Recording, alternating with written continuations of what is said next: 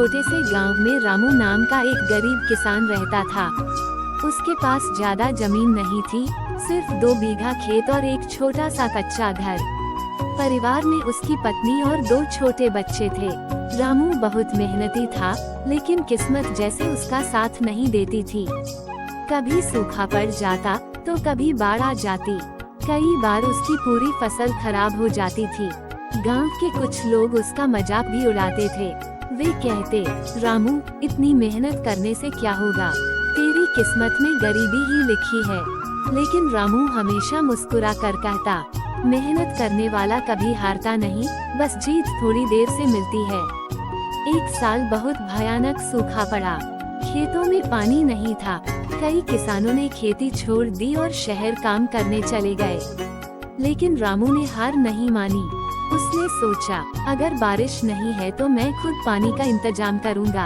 उसने अपने खेत के पास एक छोटा कुआं खोदना शुरू किया। दिन में वह खेत में काम करता और रात में मिट्टी खोदता। कई लोगों ने कहा, तू पागल हो गया है रामू, अकेला आदमी इतना बड़ा कुआं कैसे खोदेगा।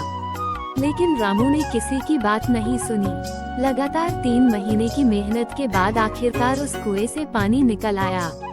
रामू की खुशी का ठिकाना नहीं था। उसने उसी पानी से अपने खेतों में सिंचाई शुरू कर दी। जहां बाकी किसानों के खेत सूखे पड़े थे, वहीं रामू के खेत हरे भरे हो गए। उस साल रामू की फसल पूरे गांव में सबसे अच्छी हुई। रामू ने अपनी फसल शहर के बाजार में बेची। उसे अच्छे पैसे मिले। धीरे धीरे उसने और जमीन खरीदी, अपने बच्चों को पढ़ाया और पक्का घर भी बनवा लिया। अब वही लोग जो कभी उसका मजाक उड़ाते थे, उससे सलाह लेने आने लगे। रामू मुस्कुराकर बस इतना कहता, किस्मत मेहनत से बदलती है, शिकायत से नहीं। गरीबी कोई कमजोरी नहीं है, कमजोरी है हार मान लेना।